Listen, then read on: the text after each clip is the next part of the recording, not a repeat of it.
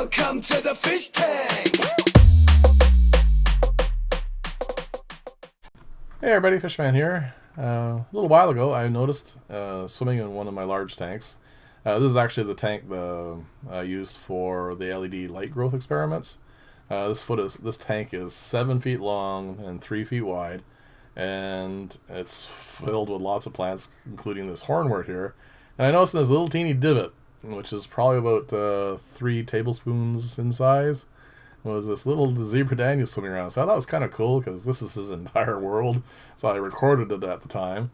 And then a little while later, when I started making the renos for the fish room and added the third row to that one rack, I figured, well, seeing how the tank system's all new, what I should do is breed this guy some little buddies to play with.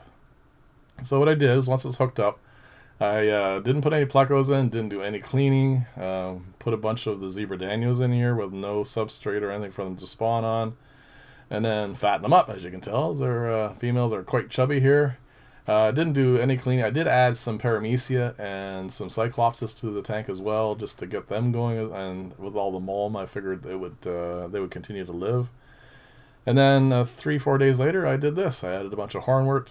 I threw in a couple pieces of slate just to hold it down so they wouldn't move things around too much, and also give the eggs a better chance of hiding. And you can tell by looking at the females, they're considerably thinner now. Obviously not, completely thin. And the males are doing their dances and chasings and whatnot. I mean, obviously a lot of breeding's gone on. But anyone who's kept zebra Danios or anything like white clouds and a few other species along those lines, getting them to lay eggs is really easy.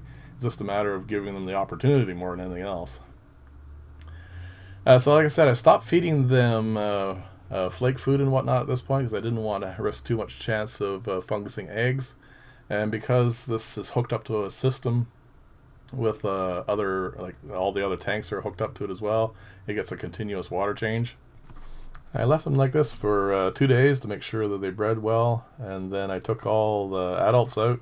I also removed all the slate and moved the hornwort around so it was more loosely packed. And then, like I said, day one after this, I end up with this to look at. You can see some are free swimming already, but most of them are still in the stage where they have that little sticky pad on their heads that they attach pretty much to any plant and or, in this case, the glass of the tank.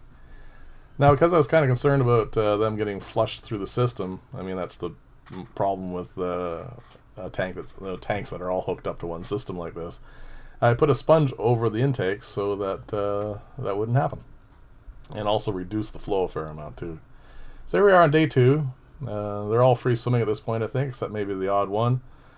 And as you see, there's a nice little school here. I figured at this point I probably had over 100 babies, which is kind of neat. Now, I didn't have any particular goal in mind when it came to the quantity of fish that I was going to raise or anything. What I wanted to do is I wanted to test out my live food cultures. I had started raising some paramecia and some cyclopses, and I wanted to try it out on a group of fish that goes through a change in what kind of size of food that they accept as babies. Now, what I've been raising to this point are things like live bearers like guppies and swordtails, platies, that sort of thing. And also mouth breeders like African cichlids, and even a few egg layers like some of the larger cichlids. They don't really go through that changeover. They require a bit of live food to begin with, but most of them will take finely ground flake food right from the beginning. So before I got into any of the harder to breed egg scatterers, I wanted to try out the culture methods. And that's mostly the purpose for this whole thing. So pretty much they will start off out in paramecium, and as they grow larger, they will start taking the smaller cyclopses and the larger cyclopses, and then gradually they'll be phased into finely ground either flake food, or egg yolk, and some other stuff I might try out. Now, the reason why I did started off with zebra Danios is, they're exceptionally easy to raise. So I wanted to give it a go. without having to worry about losing fish because they're just hard to raise. I wanted to get a result based on, do I have enough food for them, making sure I have enough food for anything that I'm raising.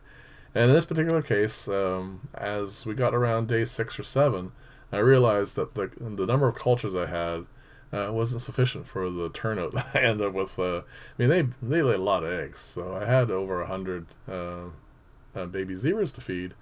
And I don't think I had enough culture because like I said, by day 6 or 7, the cultures were thinning out sufficiently that I don't think I had enough to keep them all going well.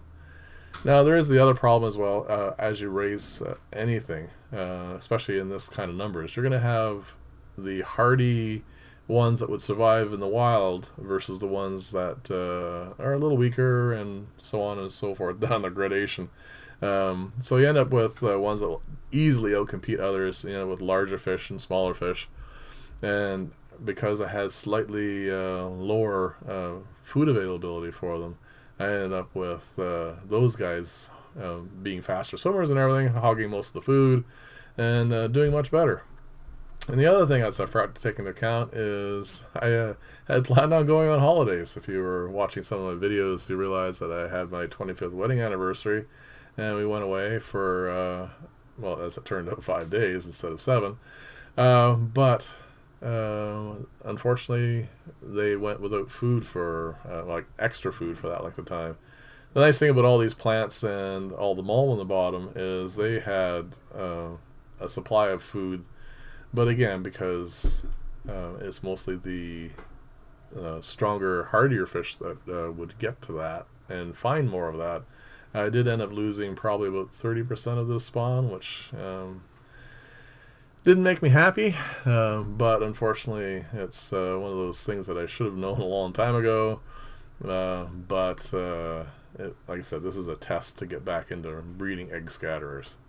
So here we are, day 14, 2 weeks in here. They're doing really well. You can see quite the little trails of poop from some of them.